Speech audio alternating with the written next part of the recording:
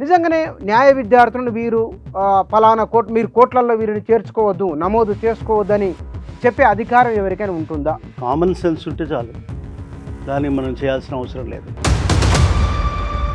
చట్టంలోని 2-3 తప్పులు ఉన్నాయి. న్యాయవాది ఏం చేస్తారంటే చట్టంలో ఏముందో అది మాట్లాడేవాడు ఒకటి ఉంటాడు. అంత కోపం ఎందుకు వచ్చినాయి ఆయనకు? అదే ఆశ్చర్యకరమైన విషయం అండి. అది ఏదో ఇన్ఫ్లుయెన్స్ లేకపోతే చేయరండి. నిరసన గురించి చట్టం ఏం చెప్తున్నది? ఆ పరిమితి లోపల నువ్వు మాట్లాడాలి. చాలామంది రాజకీయ నాయకులు కోర్టుల పైన వ్యాఖ్యలు చేస్తూ ఉంటారు, స్టేట్మెంట్లు ఇస్తూ ఉంటారు. ఆ జడ్జిమెంట్లో తప్ప ఒప్ప అనే ఆలోచన చర్చించే అధికారం నాకు కూడా ఉంది, మీకు కూడా ఉంది. కానీ రాజకీయ నాయకులు అంటారు కోర్టులు తమ పరిధిని అతిక్రమిస్తున్నాయి అని రాజకీయ నాయకులు కామెంట్లు చేస్తుంటారు. పరిధిలోకి పోతున్నాము, దాటుతున్నాము అని అంటాడు. అది కరెక్టే. భారత పౌరుల గురించి చట్టం ఏం చెప్తున్నది? పౌరుడిగా ఉండే హక్కు, మనిషిగా ఉండే హక్కు. నమస్తే. ఈ మధ్యకాలంలో న్యాయ విద్యార్థులు, supreme court, bar council of India chairman లేఖ, ఈ 3 అంశాల చుట్టూ చాలా విస్తృతమైన చర్చ జరిగింది. ఇదే సందర్భంలో న్యాయ విద్యార్థులను వీరు పలానా కోర్టులో చేర్చుకోమని కానీ వద్దని కానీ చెప్పే అధికారం బీసీఐకి ఉన్నదా? నెంబర్ 1. రెండవది, సుప్రీంకోర్టు సిజేఐని ఆయన విషయంలో ఎవరు ప్రశ్నించకూడదు, నిరసన తెలపకూడదా? రాజ్యాంగం, చట్టం ఏం చెప్తున్నది? ఈ విషయాల గురించి మాట్లాడదు మన దగ్గర ప్రొఫెసర్ మాడభూసి శ్రీధరాచార్యుల వారు ఉన్నారు. వారు న్యాయ సంబంధమైన విషయాలలో నిష్ణాతులు. వారితో మాట్లాడదాం. గురుగారు నమస్కారం. నమస్కారం. బీసీఐ చైర్మన్ రాసిన లేఖ, ఆ తర్వాత సిజిఐ స్పందన, సమాజం నుంచి వచ్చిన వ్యతిరేకత, విద్యార్థుల స్పందన. నిజంగానే న్యాయ విద్యార్థులను వీరు పలానా మీరు కోట్లలో వీరిని చేర్చుకోవద్దు, నమోదు చేసుకోవద్దని చెప్పే అధికారం ఎవరికైనా ఉంటుందా? ఇప్పుడు ఉండదండి, ఎవరికీ ఉండదు. మీకు రాజ్యాంగం చూసాల్సిన అవసరమే లేదు. కామన్ సెన్స్ ఉంటే చాలు, దాన్ని మనం చేయాల్సిన అవసరం లేదు. తర్వాత సుప్రీంకోర్టు లెవెల్లో ఉన్న వ్యక్తులు కూడా క్వశ్చన్ చేసే ప్రసక్తి వచ్చింది. ఈయన మరి బీసీఐ చైర్మన్ గారు ఒక మీటింగ్లో చెప్పారా, మీటింగ్లో నిర్ణయించుకున్నారా, లేకపోతే అందరూ సభ్యులు ఉంటారు కదా, ఆ సభ్యులు డిస్కస్ చేశారా? చేయకముందే మీరు కూర్చొని చివరి సాయంత్రం కూర్చొని పొద్దున చూసి కింద సాయంత్రాన్ని రాసి నువ్వు ఆర్డర్ రాసి పడేస్తే అది లెటర్ కాదండి, ఆర్డర్ కూడా కాదండి. అది దాన్ని ఏమనాలి, దీని అన్యాయపరమైన ఒక హెచ్చరిక చేస్తావా? దేనికి హెచ్చరిక చేస్తున్నావు నువ్వు? 25 సంవత్సరాలు చదువుకొని కొన్ని లక్షల రూపాయలు పే చేసి పిల్లలు పెద్దలు ఎక్కడెక్కడి నుంచో వచ్చిన వాళ్ళు మన నలుసార్లు కూర్చొని చదువుకుంటూ ఉంటే నువ్వు చదవడానికి లేదు, నువ్వు చదివినా ప్రాక్టీస్ చేయడానికి వీల్లేదు. చదివితే చదువు, ప్రాక్టీస్ చేయనివ్వను అని అంటే ఇది రాజ్యాంగం ద్వారా ఆలోచించండి. పోనీ నువ్వు ఏదన్నా వదిలే, ఆయన అన్నాడు ఈయనన్నాడు పక్కన పెట్టు, కానీ రాజ్యాంగం ఏమిటో కొంచెం చూసుకోవచ్చు కదా. సింపుల్గా చదువు, మీకు ఎక్కడ డౌట్ ఉన్నా రాజ్యాంగాన్ని రిఫర్ చేసుకోవాలండి, అక్కడ చూస్తే సరిపోతుంది. ఆయనే చదువుకోవాలి ముందు. నిజానికి పాపం బీసీఐ చైర్మన్ గారు చదివితే ఎంత బాగుండేది అనిపిస్తుంది నాకు. ఇంత చిన్న విషయాలు మీకు ఎట్లా తెలియకపోయా అని ఆశ్చర్యం అవుతుంది నాకు. దానికి పెద్ద సుప్రీంకోర్టు దాకా పోవాలా? సుప్రీంకోర్టు దాకానా? అంటే ఆయనకి చాలా ఇంపార్టెంట్ మ్యాటర్స్ ఉంటేనే నువ్వు తీసుకురావాలి అక్కడికి. అప్పటికి దానికి గొప్పగా నేను చెప్పదలుచుకున్నది ఒకటి ఏంటంటే, ఈ నల్సార్ యూనివర్సిటీ లాంటి 2 పిల్లలు మా దగ్గర చదువుకున్న పిల్లలు, నా పిల్లలు వాళ్ళు, I can claim happily they are my 2 children. అంటే చదువుకున్న వాళ్ళు 5 ఏళ్ళు మా దగ్గర చదువుకున్న వాళ్ళు 2 సుప్రీంకోర్టుకు వెళ్ళి ప్రాక్టీస్ చేస్తూ ఉంటే, నిన్న సాయంత్రం జరిగిన సంఘటన పొద్దున కోర్టు ముందు ఉన్నదండి విషయము. Supreme court chief justice of India ముందున్నది. వెంటనే ఆయన ఏంటో ఎట్లా ఎందుకు చేశారు వాళ్ళు అంటాడు. ఈయన అన్నాడు, కరెక్ట్గా అన్నాడు. పాపం chief justice of India has really acted very well immediately. మళ్ళీ దానికి పెద్ద టైం తీసుకోలే. ఇదివరకు ఏదో 2-3 చోట్ల సందర్భాలు ఏదో రకంగా మాట్లాడినప్పటికీ ఇక్కడ చాలా న్యాయంగా మాట్లాడాడు. వాడు అపోజ్ చేశాడు. చేస్తే ఏంటి అందులో ఏమవుతుంది అన్నాడు ఆయన. మా ఇద్దరి మధ్య ఏదైనా ఉంటే, మా ఇద్దరు అంటే సిజిఐ అధ్యక్షుడు, సిజిఐనే స్టూడెంట్స్ మధ్య మాకు అన్నాడు. వాళ్ళకు కూడా ఏం లేదు, వాళ్ళు ప్రొటెక్ట్ చేశారు, నువ్వు ఏం చేయాలో నువ్వు ఆలోచించుకో, అంతే క్వశ్చన్. అందులో అంతకు మించిన క్వశ్చన్ లేదు. ఆ క్వశ్చన్ని రేజ్ చేయడానికి ఇద్దరు జడ్జిలు, మా జడ్జిలు కాదు, మా అడ్వకేట్స్ నాకు చేస్తే, అది మాకు ఫోన్ చేశాడు మా వైస్ ఛాన్సలర్, నాకు ఫ్రెండ్ వైస్ ఛాన్సలర్, ఇప్పుడు నల్సార్ వైస్ ఛాన్సలర్. మేము కలిసి 2000లోకి స్టూడెంట్స్ అది జడ్జెస్ అయ్యాం, లెక్చరర్స్ అయ్యాం. లెక్చరర్స్ అయ్యి అక్కడే కలిసి మేము టీచింగ్ చెప్పేవాళ్ళం 5 ఏళ్ళు. ఆయన ఏదో సందర్భంలో వేరే రాష్ట్రానికి, వేరే జిల్లాకి వెళ్ళిపోయాం, వేరే యూనివర్సిటీకి వెళ్ళిపోయాడు. మేము కంటిన్యూ చేస్తున్నాం, ఇక్కడ ఉన్నాం. 14 సంవత్సరాలు యూనివర్సిటీలో ఉన్నాను నేను. అయితే ఇంతమంది కలిసి వాళ్ళు నేను క్వశ్చన్ చేస్తూ ఉంటే, ఇద్దరు న్యాయమూర్తులు అయ్యి,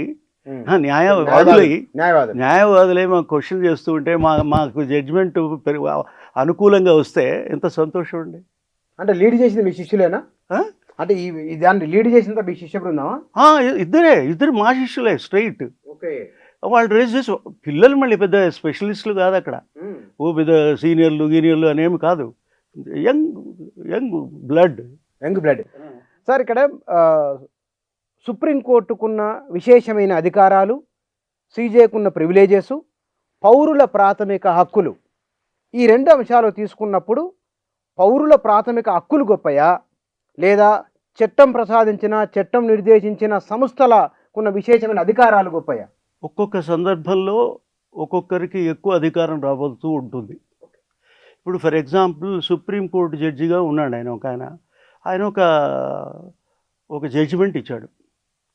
ఆ జడ్జిమెంట్కి వ్యతిరేకంగా పార్లమెంటు ఒక చట్టం తీసుకొస్తుంది. ఇప్పుడు చట్టం తెచ్చిన పార్లమెంటు గొప్పదా, లేకపోతే జడ్జిమెంట్ ఇచ్చిన జడ్జి గారు గొప్పనా? పోనీ ఆ విషయాన్ని మామూలు పౌరుడు తీసుకొచ్చి క్వశ్చన్ చేస్తాడు. ఎక్కడ? సుప్రీంకోర్టులో చెప్పాడు. పౌరుడు అడిగిందే సుప్రీంకోర్టు చెప్పింది, పౌరుడు చెప్పిందే పార్లమెంటు కూడా ఒప్పుకుంటున్నది లేదా వ్యతిరేకిస్తున్నది. పవర్ ఎవరిది? పౌరుడిది. పౌరుడి దగ్గర నుంచి వస్తుందండి. ఎక్కడి నుంచి వస్తుందంటే మనం ఏం చెప్పాలి దానికి? అట్లా వస్తుంది. మీకు దానికి ఒక మంచి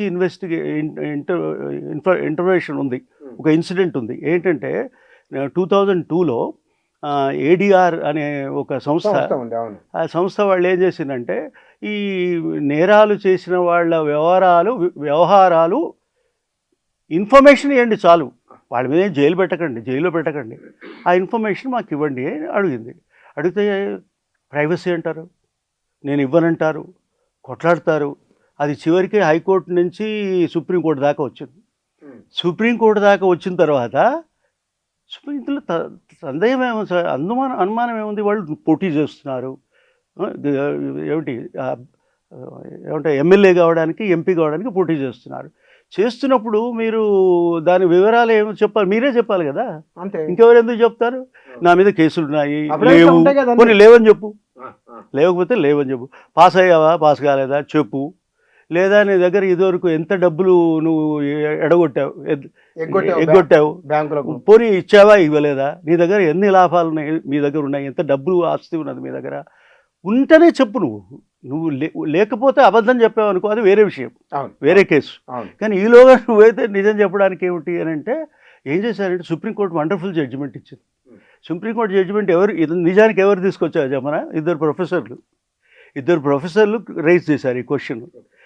అది ఎక్కడికి పోయింది? సుప్రీంకోర్టు మన జడ్జి గారు మన హైదరాబాద్ వారే, అంటే ఆంధ్రప్రదేశ్ వారే ఇక్కడ రెడ్డి గారు, పివి రెడ్డి గారు జడ్జి గారు ఉండి ఆయన విన్నాడు. పెట్టిందేమో వీళ్ళిద్దరు ప్రొఫెసర్లు, చెప్పిందేమో వాళ్ళు. మధ్యలో పార్లమెంట్ ఏమంటుంది? లేదు మేము ఇవ్వం అటువంటి ఇన్ఫర్మేషన్ అని. జడ్జిమెంట్ కాదు, పార్లమెంట్ చట్టం తీసుకొచ్చారండి.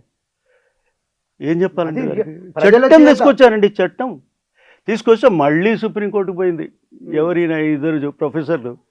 ఇప్పుడు సుప్రీంకోర్టు పోతే, సుప్రీంకోర్టు అనేది మీకు బుద్ధి జ్ఞానం ఏమైనా ఉందో ఇందులో? అసలు ఇటువంటి ఇన్ఫర్మేషన్ మీరు ఎట్లా కాదంటారు? మీరు రాజ్యాంగ వ్యతిరేకం మీరు చెప్పిన జడ్జిమెంటు, మీరు ఇచ్చిన బిల్లు చెల్లదు అని వచ్చిన తర్వాత, చట్టంగా మారిన తర్వాత కొట్టేసి అవతల పారేసింది. ఇప్పుడు చెప్పండి, ఈ శక్తి ఎవరిది? ఒక మామూలు ప్రొఫెసర్ అంటే పంతులం మేము మామూలు పంతులం ప్రభుత్వాన్నే మనం ఛాలెంజ్ చేయగలుగుతున్నాం అంటే చేస్తామని ఇంతే రుజువు దానికి.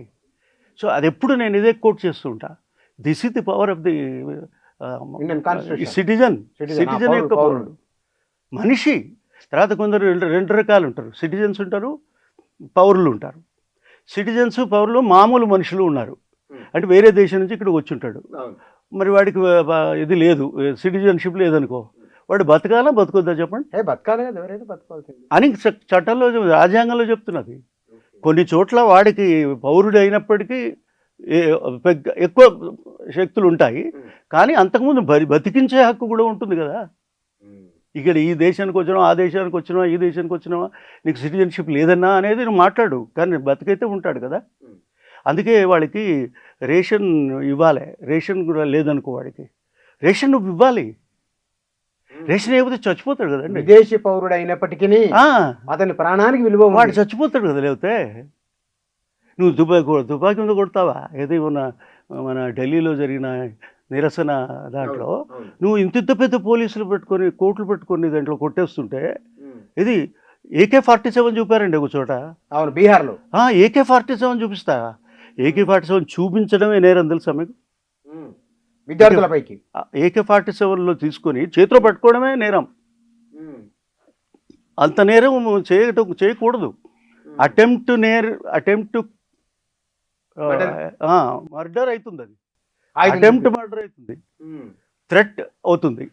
Threat it self is a serious offence. అవన్నీ దాంట్లో ఉండేవి సార్. రాజ్యాంగం చదువుకోకపోతే, నువ్వు అర్థం చేసుకోకపోతే, ఎంపీలు అయి ఉండి ఏం లాభం అండి, మినిస్టర్లు అయ్యి ఏం లాభం అండి? ఇది ప్రశ్న. మనం ప్రపంచవ్యాప్తంగా న్యాయ వ్యవస్థ, రాజకీయ వ్యవస్థ, శాసన వ్యవస్థ, ఈ న్యాయ వ్యవస్థ, శాసన వ్యవస్థ, కార్యనిర్వాహక వ్యవస్థ, ఈ వ్యవస్థల మధ్య ప్రజాస్వామ్యం వయసురీత్యా పెద్దది అమెరికా. మనం పోల్చుకున్నప్పుడు ఎఫెక్టివ్గా ఎక్కడ ఉన్నది? ఎందుకు ఇక్కడ ఇంగ్లాండ్లో కూడా చాలా మంచి ఇది ఉంది, ఆస్ట్రేలియాలో బాగుంది, ఇంకా చాలా చోట్ల మంచి రాజ్యాంగము నడుస్తున్న దేశాలు ఎక్కడో ఉన్నాయి, ఎన్నో ఉన్నాయి, లెక్క పెట్టుకుంటే ఓల్డ్ ఉన్నాయి. నిజంగా మనమైతే ఒక్కొక్క దేశం నుంచి ఒక్కొక్క లక్షణాలను తీసుకొని, ఒక్కొక్క రాజ్యాంగ లక్షణాలను తీసుకొని మన రాజ్యాంగాన్ని నిర్మాణం చేసాం. అంబేద్కర్ గారు లాంటి వాళ్ళు దాన్ని కూర్చొని కానేమంటారు, ఇద్దరు కలిసి ఏ విధంగా నిర్మించాలి రాజ్యాంగాన్ని అని చాలా కష్టపడ్డాడు ఆయన. చిన్న విషయం కాదు. ఆయన పోటీ చేయలేదు, నువ్వు ఎన్నికల్లో అదేమిటి కాదు దేశ స్వాతంత్రానికి నువ్వు కాల్పోలేదు, అంతకన్నా గొప్ప పని చేస్తున్నాడు కదా. మరి రాజ్యాంగ నిర్మాతలను పనిచేస్తున్నాడు, దాని ప్రకారం ఇవాళ కూడా నడుస్తున్నావు కదా. మరి దేని ఇంపార్టెన్స్ దానికి ఇవ్వాలండి. ఎక్కడో కొందరు అక్కడ నేను ధర్నానికి నేను రాను, కానీ రాస్తా కదా. ధర్నా కన్నా ఎక్కువ గొప్ప మ్యాటర్ నీకు రాసిస్తా కదా, నేను క్రిటిసిజం చేస్తా కదా. నేను 45 సంవత్సరాల నుంచి రాస్తున్నానండి, 45 సంవత్సరాలు. I'm a journalist for the last 45 years. అంటే మరి నువ్వు అది ఆ ఎక్స్పీరియన్స్లో ఏమిటంటే, నన్ను ఏమైనా కేసులు పెట్టొచ్చు, అరెస్ట్ కూడా చేయొచ్చు. లక్కీలీ ఇంతవరకు నేను ఆ రాజ్యాంగానికి పరిభవించి పరిమితుల్లోకి ఉండి నోరు మూసుకొని తెలిసి ఓపి చేసి క్వశ్చన్ చేస్తున్నావా లేదా చట్ట పరిధిలో? ఇప్పుడు నేను ఇచ్చిన జడ్జిమెంట్స్ అన్ని సెంట్రల్ ఇన్ఫర్మేషన్ కమిషనర్గా ఇచ్చిన జడ్జిమెంట్స్ కూడా వీడు నక్సలైట్ అంటారు కొందరు. నక్సలైట్ అయితే నేను అక్కడికి ఎట్లా పోయి, ఢిల్లీ దాకా ఎట్లా పోయాను నేను కమిషనర్ ఎప్పుడైనా, ఎందుకైనా. వాళ్ళు నిజంగా వాళ్ళు చదువుతారు తెలుసా, వీడి బ్యాక్గ్రౌండ్ ఏమిటని టెస్ట్ చేస్తారు. చేసిన తర్వాతనే కదా నన్ను చేసేది. ఆ స్థాయికి తీసుకోవడం అంటే మరి. ఆ తర్వాత ఒక ఆర్డర్ ఇచ్చాను నేను, ఆ ఆర్డర్ మీద కొందరు కోపం వచ్చింది. కోర్టు వస్తే అసలు వీడు ఏ పార్టీకి చెందినవాడు అని వాళ్ళు ఇన్వెస్టిగేట్ చేసుకోండి. ఆయన మహానుభావ, మీ దగ్గర ఏమి డబ్బులు ఉన్నాయంటే, మన దగ్గర ఏ డబ్బులు చూపించడానికి. అయితే ఇవన్నీ ఏమంటానంటే, ఇవి విమర్శలు కాదవి, ఇవి మీకు ఆలోచనలు చేయించడానికి ప్రయత్నాలు, ఆలోచింపజేసే ప్రయత్నం. ఇది కాదయా, ఇది కరెక్ట్ కాదు. ఇప్పుడు చీఫ్ జస్టిస్ ఆఫ్ ఇండియా గారు పిలుస్తున్నారు మన నల్సార్ యూనివర్సిటీలో, ఏమని అడుగుతున్నాం మనము, మా కాన్వొకేషన్కి మీరు రావద్దు అని విద్యార్థులు అంటున్నారు. అది కరెక్టా కాదా తర్వాత. నేనైతే ఏమనుకుంటా, మా చీఫ్ జస్టిస్ ఆఫ్ ఇండియా వస్తున్నాడంటే మేము సంతోషపడదు. అరే మా ఇంటికి అదేంటి మా ఇన్స్టిట్యూషన్కి వస్తున్నారు, వీఆర్ వెరీ హ్యాపీ అని అనుకుంటాం కదా. కానీ ఇది మొదటిసారి ఈ ప్రతిస్పందన విపరీతంగా ఉంది. ఎందుకు ఉంది అని అంటే, ఏవో మాటలు మాట్లాడారు ఆయన చీఫ్ జస్టిస్ ఆఫ్ ఇండియా గారు. నాకు ఒక రహస్యం మనం మాట్లాడుకోవాల్సింది ఏంటంటే, జడ్జిమెంట్ వేరు, కామెంట్స్ వేరు. జడ్జిమెంట్లో నువ్వు ఇస్తావు, దాంట్లో నువ్వు ఖచ్చితంగా బాగా ఆలోచించి మళ్ళీ రాసుకొని మళ్ళీ సవరించుకొని చెక్ చేసుకున్న తర్వాత ఒక జడ్జిమెంట్ వస్తుందండి. ఆ జడ్జిమెంట్లో ఏవైతే పదాల్లో తప్పులు ఏమైనా ఉంటే ఖచ్చితంగా నువ్వు క్వశ్చన్ చేసుకోవచ్చు. దానికి రివ్యూ కూడా ఉంటుంది. ఇది సుప్రీంకోర్టు జడ్జే అయినా కూడా 10 మంది జడ్జీలు అయినా సరే ఆ రివ్యూ చేసే అధికారం ఉంది. రివ్యూ అంటే అవును ఏదో పొరపాటు జరిగింది కరెక్టే అని నలుగురు కలిసి అంటారు. ఆ అవకాశం ఉన్నప్పుడు ఒక జడ్జి గారు ఇచ్చిన ఏమంటే ఒక తీర్పు కాదు, ఒక కామెంట్ మీద నీకు కోపం వచ్చింది, మరి దీన్ని ఏమనాలి? జనమంతా విమర్శిస్తారు, మీరు నేను కూడా విమర్శిస్తా. మరి అది కంటెంప్ట్ ఆఫ్ కోర్టా? అసలైతే మీకు రాజ్యాంగం కింద కంటెంప్ట్ ఆఫ్ కోర్ట్ అని 1901 ఏముంది కదా. 1901లో స్వేచ్ఛ ఉంది మనకి, మాట్లాడే స్వేచ్ఛ. మరి మాట్లాడే స్వేచ్ఛ ఉన్నప్పుడు నేను ఈ జడ్జిమెంట్లో కంటెంప్ట్ ఆఫ్ కోర్ట్ అంటే మళ్ళీ జైలు పోతా కదా. నేను ఏమనాలి అంటే, జడ్జిమెంట్కి ఉండే అక్కడ పవర్ వేరే పవర్ ఉంది.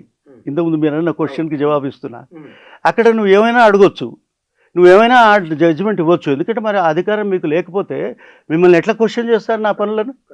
నేను జడ్జిని అనుకోండి, నేను సుప్రీంకోర్టు కాదు, నేను ఏమంటే మినిస్టర్ని అనుకోండి, నేను తప్పు మాటలు చెప్పాను, చెప్తే వాడు క్వశ్చన్ చేస్తే నువ్వు అధికారం నీది ఎక్కువనా వాడిది ఎక్కువనా?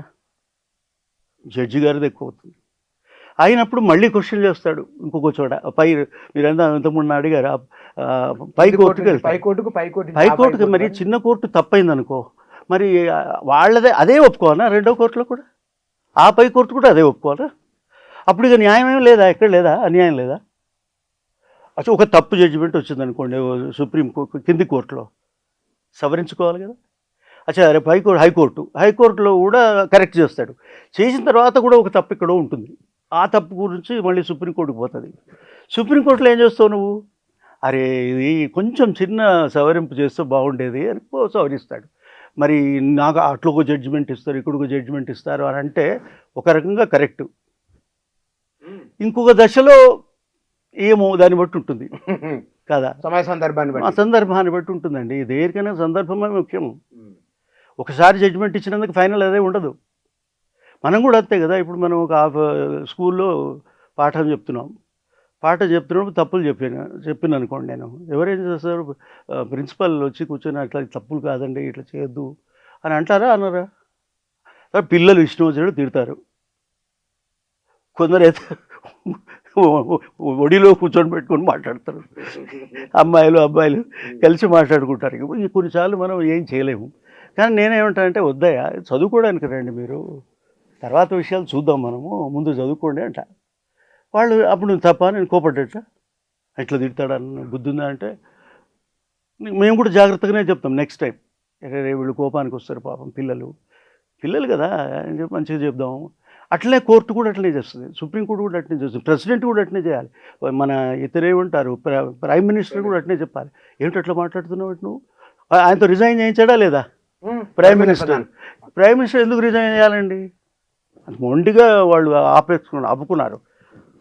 ఒక 2 నెలల వరకు 2 నెలలు ఏడిపించారు కదండి వాడి. నిజానికి ఆఫ్టర్ రెసిగ్నేషన్ వాడికి ఏం నష్టం లేదు, దాంట్లో ఎంపీగానే ఉంటాడు, ఇంకో చోట మినిస్టర్ అవుతాడు, రేపు చోట ఇంకో ప్రైమ్ మినిస్టర్ అవుతాడు, చీఫ్ మినిస్టర్ అవుతాడు, ప్రైమ్ మినిస్టర్ కాదు చీఫ్ మినిస్టర్ అవుతాడు. ఎవరు ఆపరు నిన్ను.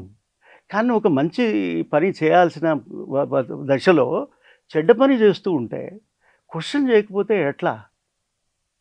కాక్రోచ్లు అంటే ఏం చేయాలి నేను? ఇప్పుడు నేను కూడా ఆర్టీఐ కింద నేను జడ్జిమెంట్స్ ఇచ్చాను. నేను కూడా కాక్రోచ్ అంటే నేను ఉన్నాడు ఏమన్నా చెప్పండి బొద్దు ఇంకో అంటే ఆ కోపంలో ఏదో అని ఉంటాడు ఆయన. ధర్మాధికారి ఆ, తన ఆగ్రహాన్ని, ఆవేశాన్ని, కోపాన్ని వ్యక్తీకరించవచ్చు నా ధర్మపీఠంపై ఉండి. ధర్మాగ్రహం ఉంటే చెప్పాలి. ఆ. ధర్మాగ్రహం, ధర్మపీఠం అంటున్నాం మనం. ధర్మపీఠం అంటే 4-5 జడ్జీలు ఉంటాయి. ఈ ధర్మపీఠం ఏం చేయాలి? న్యాయం ప్రకారంగా మాట్లాడాలి, రాజ్యాంగం ప్రకారంగా, ధర్మం ప్రకారం మాట్లాడాలి. నువ్వు న్యాయమూర్తి కదా, నీ పేరు న్యాయం చేయవలసిన మూర్తి. లాయర్ అంటాం మనం, జనరల్గా లాయర్ అంటాం, కానీ తెలుగులో ఏమంటాం మనం? న్యాయవాది అంటాం. లాయర్ గొప్పనా న్యాయవాది గొప్పనా అని నేను క్వశ్చన్ చేసిన. న్యాయవాదే గొప్ప. ఎందుకు లాయర్? లా అంటే లా గురించి చెప్తాడు, నేను న్యాయం గురించి మాట్లాడుతున్నా. లా వేరు న్యాయం వేరు అని అనుకోవాలి కదా. లా అంటే నువ్వు దాంట్లో చట్టం తీసుకొచ్చి పార్లమెంట్లో తీసుకొచ్చావు, చట్టంలోని 2-3 తప్పులు ఉన్నాయి. న్యాయవాది ఏం చేస్తాడంటే చట్టంలో ఏముందో అది మాట్లాడేవాడు ఒకడు ఉంటాడు, ఏది ప్రభుత్వం తరఫున మాట్లాడే ఒక ఆయన ఉంటాడు, ఆయన చట్టంలో ఏముందో అదే మాట్లాడతాడు. మరి ఇటున్నవాడు ఉంటాడు, అది చెప్తాడు లేదు ఇందులో తప్పులు ఉన్నాయి అని న్యాయవాది చెప్తాడు. న్యాయాన్ని వాదించే మరి న్యాయవాది ఎవరు చెప్పండి? అట్లాగే న్యాయమూర్తి చేయాలి. అక్కడ జడ్జిమెంట్ ఉంటుంది, అక్కడ న్యాయమూర్తి అంటాం మనం, జడ్జి ఆఫీసర్ అంటాం, అదేంటి అధికారి అంటాం. న్యాయాధికారి కింది కోర్టులలో. హైకోర్టుకు పోయేసరికి మీరు ఏమంటున్నారు? న్యాయమూర్తి అంటున్నారు. న్యాయమూర్తి. మళ్ళీ సుప్రీంకోర్టుకు పోతే ప్రధాన న్యాయమూర్తి అంటున్నాం. అంటే ఒక్కొక్క వారి యొక్క ఎక్స్పీరియన్స్ ఆధారంగా వాళ్ళు పండిపోతారండి. లా చదివి చదివి చదివి పండిపోతారు, పండిపోయి కరెక్ట్ మాటలు మాట్లాడతారు. ఆ ఎక్స్పీరియన్స్లోంచి వచ్చిన ఒక అద్భుతమైన న్యాయం అది ధర్మం. ఆ ధర్మాసనం అది, ధర్మాసనం అంటే అది, ధర్మపీఠం అంటే అది. ధర్మపీఠం. మనకు 1975 ఆ ప్రాంతంలో ప్రజల ప్రాథమిక హక్కులను కాపాడింది సుప్రీంకోర్టు. అవును, ఎన్నో సందర్భాల్లో సుప్రీంకోర్టు ప్రజాస్వామ్యాన్ని రక్షించింది. పార్లమెంట్ కూడా ప్రజలను. కానీ ఒక్కొక్కసారి కొన్ని ఘటనలు, ఇప్పుడు బీసీఐ చైర్మన్ లేఖ రాయడం, ఇట్లాంటివి ఏం చెప్తామండి. మరి ఇప్పుడు వాళ్ళు 5 సంవత్సరాలు, అది కాదు 5 సంవత్సరాలు, 5 కాదు ఎన్ని సంవత్సరాలు, 5 సంవత్సరాలు చదువుకుంటారు. చదువుకోవడానికి వాళ్ళకి పోటీ పెట్టాలండి. క్లాట్ అనే ఉంటుంది. క్లాట్ కోసం పోటీలో గెలవడం చాలా కష్టం. గెలవడం వచ్చిన వాళ్లకు ఎంతమంది వస్తారు? కొన్ని వేల మంది వస్తారు, కొన్ని లక్షల మంది వస్తారు క్లాట్లో వాళ్ళు గెలిచి. కానీ 200 మందికే దొరుకుతాయి. 200 లేదా ఇంకో కొందరు ఇప్పుడు ఎక్కువైనాయి.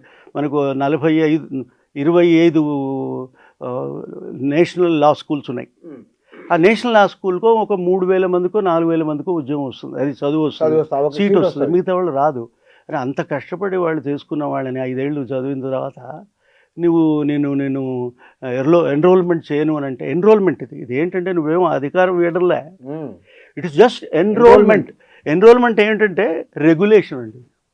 ఇప్పుడు మీరు ఇంటికి ముందే వచ్చి మీరు సంతకం చేస్తారు, అది రెగ్యులేషన్, అది నేరం కాదు. ఒకవేళ చేయలేదు అనుకో, ఇవాళ చేయాల్సింది రేపు చేయలేదు అనుకో, పెద్ద నేరం ఏం కాదు. అది రెగ్యులేటరీ అంటారు దాన్ని, రెగ్యులేటరీ ఆర్డర్ అంటారు. అట్లనే ఈ బీసీఐ వాళ్ళు రెగ్యులేటరీస్ అంతే. దే ఆర్ నాట్ ఏమన్నా వాళ్ళని అధికారం కలిగిన ఒక జడ్జి కాదు నువ్వు. అంత కోపం ఎందుకు వచ్చినాయి ఆయనకు? అదే ఆశ్చర్యకరమైన విషయం అండి. అది ఏదో ఇన్ఫ్లుయెన్స్ లేకపోతే చేయరండి. తర్వాత ముఖ్యంగా ఆయన ఏమో బీజేపీకి చెందిన వ్యక్తి, ఆయన అపాయింటెడ్ కదా, అపాయింటెడ్ ఎంపీ ఆయన. సరే, అపాయింటెడ్ ఎంపీ అయినా పెద్ద తప్పేం కాదు, ఎంపీ కావడంలో తప్పేం ఉంది, మంచిదే. కానీ నువ్వు అక్కడ కూర్చుని ఇంత పెద్ద స్థాయిలో కూర్చుని నువ్వు మామూలు ఎంపీ అయితే నాకేం ప్రాబ్లం లేదు, but you are chairman of BCI, bar council of India. ఏంటండి బార్ కౌన్సిల్ ఆఫ్ ఇండియాలో నువ్వు ఇట్లా చేస్తూ ఉంటే, నిజంగా బార్ కౌన్సిల్ ఆఫ్ ఇండియా ఏ చట్టం కింద వస్తుందో తెలిసిన, అడ్వకేట్స్ యాక్ట్ అని ఉంటుంది 1961, అది చట్టం. ఆ చట్టం కింద ఈయన పనిచేస్తాడు. ఈ పనిలో ఏముంటాడు? కౌన్సిల్ ఉంటాడు. కౌన్సిల్ అంటే చాలా గొప్ప విషయం అండి, పేరు చాలా గొప్పది. కమిటీ కాదు, కౌన్సిల్. ఈ కౌన్సిల్లో వాళ్ళు ఏం చేస్తారంటే అందరూ సెలెక్ట్ అవుతారు, ఎన్నికలు అవుతారు. ఎన్నికలు, అవును. ఎన్నికలై మొత్తం జిల్లా నుంచి రాష్ట్రాల నుంచి ఎన్నికైన వాళ్ళు ఢిల్లీ కూర్చుని వాళ్ళు బీసీఐ కింద వాళ్ళు కౌన్సిలర్ అవుతారు. పెద్ద కౌన్సిల్ వాడు అవుతాడు. అది చాలా ఈజీ కాదండి, అది చాలా కష్టం ఎన్నిక కావడం. ఎన్నికై నిలబెట్టిన తర్వాత నువ్వు మా అందరికీ నువ్వు హెల్ప్ మార్గదర్శి ఉండాలి. ఏ విధంగా హెల్ప్ చేయాలంటే మా దగ్గర ప్రొఫెషనల్ ప్రమాణాలు పెంచడానికి ప్రయత్నం చేయాలి. తప్పుడు న్యాయవాదులు తప్పుడు వ్యవహారాలు చేస్తే క్వశ్చన్ చేసే అధికారం వాళ్ళకుంది. కానీ నేను ఊరికే పొరపాటు నేను ఏమంటారు అక్కడికి కాన్వొకేషన్కి రావద్దు అని అంటే అది 1901A సంబంధించిన విషయం. 1901A అంటే స్వేచ్ఛ నేను కాదని నాకు అనిపిస్తుంది, నువ్వు నన్ను కార్కోచ్చు అంటే నేను ఏమనాలి మరి అంటున్నాడు వాడు. నేను కూడా పెద్ద అగ్రి కాను నేను దాంట్లో ఒక సందర్భంలో. ఎందుకంటే నా యూనివర్సిటీ, నా వయసు ప్రధాన న్యాయమూర్తి వస్తున్నాడు, నేను ఎన్నోసార్లు మేము సంతోషపడేవాళ్ళం ఆయన వస్తున్నాం, అంతే కదా, పండుగ పెద్ద మాకు పండుగ. మరి ఇటువంటి వాళ్ళు మాట్లాడుతూ ఉంటే, ఇటువంటి విమర్శలు చేస్తూ ఉంటే, విమర్శలు కాదు వ్యాఖ్యలు చేస్తూ ఉంటే, నాట్ జడ్జిమెంట్, వ్యాఖ్య నాట్ ఏ జడ్జిమెంట్. అయితే పిల్లలందరికీ మన జర్నలిస్టులు కూడా నేర్చుకోవాల్సింది ఏంటంటే జడ్జిమెంట్ వేరు, కామెంట్ వేరు, విమర్శ వేరు, తిట్టు వేరు. బుద్ధి లేదు వాడికి, బుద్ధి లేదు, ఈజ్ అ ఫూల్. ఇప్పుడు అంతకుముందు అని చెప్పండి, ఫూల్ అంటే ఏమిటి? తిట్టా, అది బుద్ధి తక్కువ అన్నట్టు, దాని అర్థం బుద్ధి తక్కువ అనొచ్చు. నాకు బుద్ధి పుట్టితే నేను చేస్తాను అంటాడు కొందరు. బుద్ధి పుట్టినట్టుగా వ్యవహరిస్తాడు కదా మనిషి. నేనైనా అంతే, మీరైనా అంతే. మన గాయత్రి మంత్రంలో నన్ను సరైన బుద్ధి నాకు తెప్పించండి అని అడుగుతుంది గాయత్రి మంత్రం. నాకు మంచిగా ఆలోచించే బుద్ధి నాకు ఇవ్వండి అంటాడు. ఏముందండి అందులో తప్పేం లేదు, చదువుకో పూర్తి 2 సార్లు నువ్వు. అప్పుడు నీకేమంటే బుద్ధి సక్రమంగా నడవాలని నేను కోరుకుంటూ ఉంటాను. అప్పుడు నువ్వు బుద్ధి సక్రమంగా నడుస్తూ ఉంటుంది. నాకు బుద్ధి పుట్టిందండి, నాకు అక్కడికి పోవాలనే బుద్ధి పట్టింది అంటే నువ్వు తప్పుడు ఆ ఏరియాకి పోదాం అంటున్నావు, తప్పుడు బుద్ధి అది. మంచి బుద్ధి అయితే ఇటు వచ్చి ఉండేవాడు. ఇది తేడా. అట్లే నువ్వు సుప్రీంకోర్టు లెవెల్లో ఉన్న ఒక ఆఫీసర్వి, నువ్వు చీఫ్ అంటే బీసీఐ ఉండి, నువ్వు బీసీఐ చైర్మన్గా ఉండి నీ బుద్ధి పుట్టింది ఏముంటుంది? నీ దుష్టబుద్ధి వచ్చింది. దుష్టబుద్ధి వస్తే ఏమైంది? సుప్రీంకోర్టు దాన్ని సవరించాల్సిన పరిస్థితి వచ్చింది. నిన్న తిట్టావు, పొద్దున విత్డ్రా చేసుకున్నావు, నిన్న పొద్దున తిట్టావు, సాయంత్రం పొద్దున సుప్రీంకోర్టు పోయాం. సుప్రీంకోర్టు పోయిన అక్కడేమో వదిలిపెట్టలే, వీడేదో సారీ అంటే వదిలేయలే, సుప్రీంకోర్టుకు వచ్చింది. సుప్రీంకోర్టు ఎవరు కూర్చున్నారు? మళ్ళీ ఈయన బొద్దింపులు అనే మాటలు ఉన్న ఆ వ్యక్తే. ఇంకో మాట కూడా అన్నాడు. ఈ మధ్యలో ఒక సంఘటన జరిగిందండి. ఏం సంఘటన అంటే, ఇదేం టైం వేస్ట్ ఇదంతా, వీడియోలు చూడమని ప్రతిదానికి మీరు అజ్జుడు ఇజ్జుడు అంటారు, ఏంటి నిరసన కోసం వస్తుంది, ప్రతిదానికి బుద్ధి లేదు. అది కూడా ఒక రకంగా మాట కదా, అట్లా మాట్లాడితే ఎట్లనండి? ఇది కూడా కామెంటే కాదు, మొత్తము దేశంలో ఉన్న అందరి యొక్క మానాభిమానాలు ప్రశ్నించే పరిస్థితి వచ్చింది. దుర్మాభిమానం అయిపోయింది కదా, అన్యాయం అయిపోయింది కదా. అది పెద్దవాళ్ళకు చాలా తక్కువగా మాట్లాడాలి. పెద్దవాళ్ళు ఇప్పుడు మినిస్టర్గా ఉన్నారు, మీరు జర్నలిస్ట్గా ఉన్నారనుకోండి, చాలా జాగ్రత్తగా మాట్లాడాలి, చాలా జాగ్రత్త. ఇప్పుడు నేను సెంట్రల్ ఇన్ఫర్మేషన్ కమిషన్గా ఉన్నప్పుడు ఒళ్ళు దగ్గర పెట్టుకుని ఉండాలి. నేనైతే రోజు దేవుడికి దండం పెట్టుకుని, అయ్యా ఇవాళ నాతోటి ఏ తప్పు రానియకుండా నాకు నాకు మంచి నిర్ణయాలు తీసుకునే శక్తి ఇవ్వాలని. నిజంగా అండి, నేను జోక్ చేయట్లే. రోజు, ఎందుకంటే భయం నాకు. ఎంతమందికి జీవితాంతం మనం ఆడుకోకూడదు. ఇప్పుడు ఒక పెన్షన్ ఉన్నదండి, పెన్షన్ వాడు నేను ఇవ్వను అంటాడు. వాడు పెన్షన్ అబౌట్ ఇన్ఫర్మేషన్ ఇవ్వకపోతే నేను ఇచ్చి తీరాలి నేను అంట. ఎంత గొప్పవాడైనా కానీ నువ్వు ఇచ్చి తీరాలంట, ఇన్ఫర్మేషనే కదా. అక్కడ వాళ్ళు ఇట్లంటారా అని, నిజమే, వాళ్ళ కోపం, నా మీద కోపం వస్తుంది, నేను కూడా కోపడేవాడిని. కానీ నిజంగా కోపడకూడదు. ఏం జడ్జిమెంటో ఆ జడ్జిమెంట్ చేయాలి. కానీ ఒక్కోసారి చాలా తప్పులు చేస్తూ ఉంటే కోపం వస్తూనే ఉంటుంది, మానవ సహజం. అయినా రోజు నేర్చుకుంటూ 5 ఏళ్ళు కాలం గడుపుకోగలిగాను. 5 ఏళ్ళు నన్ను భయపడ్డామండి, ఏమవుతుందో అన్నట్టు. అన్ని జాగ్రత్తలు తీసుకోవాలి. లేకపోతే అధికారం నీకైతే ఎప్పుడైతే నీ దగ్గర ఉందో, మాట్లాడే అధికారం నీకు ఎక్కడైతే ఎక్కువ ఉంటుందో అక్కడ జాగ్రత్తగా ఉండాలి. మన వ్యాఖ్యలు మన తిట్లా కాదా, అచ్చా పరువు తీసే వ్యాఖ్యమా కాదా, అవతలి చాలా ఉంటాయండి. వ్యక్తులు- నిరసన తెలిపే హక్కు గురించి మన విద్యార్థులు జంతర్ మంతర్ దగ్గర నిరసన వ్యక్తం చేయటం, ఆ నిరసన పైన రకరకాల వ్యాఖ్యానాలు, రకరకాల ఆరోపణలు వచ్చిన దానిపైన చట్టము నిరసన గురించి చట్టం ఏం చెప్తున్నది, పార్లమెంటు చేసే చట్టం కావచ్చు, లేదా ఒక తీర్పు పైన కావచ్చు, ప్రశ్నించడము, నిరసన తెలియజేసే హక్కు పౌరులకు ఉన్నదా, చట్టం ఏం చెప్తున్నది? 19(1) ఉంటుందండి మనకు. ఇది సిటిజన్స్కి ఇచ్చిన హక్కు, సిటిజన్స్ అందరూ హక్కు, పౌరసత్వం. అది అంటే పౌరసత్వం, నేను పౌరుణ్ణి, మీరు పౌరులు. మనకేమి హక్కు ఉందంటే ఈ దీంట్లో ఒక 5, 6, 7, 8 ఉన్నాయి. 7 ఏమంటారు, ప్రాథమిక హక్కుల, ప్రాథమిక కాదు, వాటిని పరిమితులు ఉంటాయి. పరిమితుల 8 రకాల పరిమితులు ఉన్నాయి. ఆ పరిమితి లోపల నువ్వు మాట్లాడాలి, మాట్లాడుతూ ఉండాలి. నువ్వు మాట్లాడు, ఖచ్చితంగా క్వశ్చన్ చెయ్యి. నీకు అసలు చేస్తారా మీరు, తప్పు కదండి ఇది అనొచ్చు. సింపుల్గా మాట్లాడుతున్నాను నేను, తప్పు కదండి అనొచ్చా. కానీ నేనేమంటే నువ్వు చేసేది తప్పు కాదు అని, ఇక్కడ నువ్వు చేసింది తప్పు అంటాడు. అంటే కొంచెం సెకండ్ స్టేజ్కి వచ్చావు, ఎందుకు వచ్చినాక నిన్ను తన్నాలేటువంటి మాటలు మాట్లాడినందుకు అంటాడు. తన్నాలు అంటే తన్నాలి అన్నందుకే నువ్వు తన్నాలా? తన్నానని అన్నాడే కానీ తన్నలేదే అంటే అన్ని తేరాలు ఉంటాయండి, అన్ని తేరాలు ఉంటాయి. వీడిని చంపేయాలండి అసలు అంటారు. ఇటువంటి మనుషుల్ని 4 దనాలు ఎక్కువ దనాలు అంటారు. అది ఏదో కోపం మీద అంటాం కానీ అవి తప్పు కదా. అది తప్పు, పొరపాటు, అంతేగా నేరం కాదు. తప్పు వేరు, నేరం వేరు, పొరపాటు వేరు. అన్యాయమైన రాజ్యాంగ వ్యతిరేక చర్య అది వేరు. ఇట్లా రకరకాల లెవెల్స్లో మన మంచితనాలు, చెడ్డతనాలు ఉంటూ ఉంటాయి. అందులో ఆ చెడ్డతనాల మీద నుంచి పెరిగి నువ్వు చేసే పనులు ఏమిటంటే తన్నడం, కొట్టడం, చంపడం అన్నీ జరగడం. ఎంత అన్యాయం అండి. నువ్వు హత్య చేస్తావా? వాళ్ళు ఇంత కష్టపడి చదివించిన పిల్లలు, వాళ్ళ ఎమోషన్ ఎట్లా ఉంటుందండి? వాడు కొడితే కూడా నీకు ఏం చెప్పడానికి లేదు.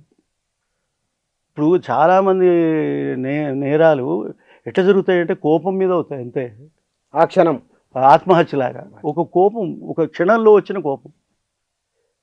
ఆ క్షణంలో వచ్చిన కోపం మళ్ళీ ఎట్లా తగ్గాలంటే మళ్ళీ గాయత్రి మంత్రం, ఓం భూర్ నా బుద్ధి సరైన బుద్ధి తెప్పించండి, నాకు మంచి బుద్ధి పుట్టాలి. నాకు వాడికి బుద్ధి పుట్టలేదండి, ఎంత చెప్పినా బుద్ధి పెట్టడం లేదండి అంటారు. మన ఇళ్ళల్లో పెద్దవాళ్ళు అనేది, బుద్ధి పుట్టినట్టు చేస్తావరా నువ్వు అంటారు. అంటే ఇవి మామూలు విషయాలు సార్, ఇవి రాజ్యాంగంలో ఉండవు. కానీ రాజ్యాంగం ద్వారా మనకు పైకి వస్తుంది. ఎందుకంటే నువ్వు ఎప్పుడు కూడా ఏముంటుందంటే, ఇప్పుడు పరివర్తన తర్వాత ప్రవర్తన దుష్ప్రవర్తన కాదు, ప్రవర్తన, సత్ప్రవర్తన. ఆ ప్రవర్తనలో ఏమవుతుంది, ఒక పద్ధతులు ఉంటాయి. ఆ పద్ధతులు ఎవరో రాస్తారు, అది కోడ్, దాని కోడ్ అంటారు. అంటే